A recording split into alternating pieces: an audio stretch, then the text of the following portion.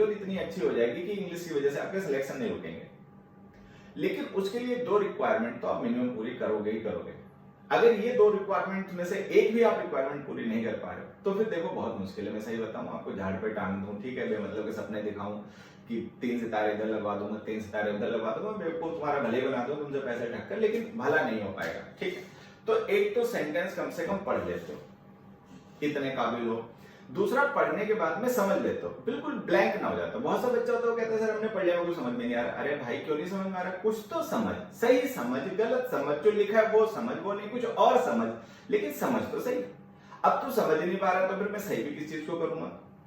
ठीक, तो ये 2 चीजें अगर आप कर सकते हो, इंग्लिश पढ़ लेते हो, ठीक है, और पढ़ने के बाद में कुछ समझ भी लेते हो, साए बाएं चाहे कुछ भी, लेकिन समझ लेते हो, तो ये चांसेस है कि थोड़ा मेहनत करेंगे हम लोग तो इंग्लिश आपकी इंप्रूव हो जाएगी और इंग्लिश की वजह से आपका सिलेक्शन नहीं रुकेगा। ठीक है, देखो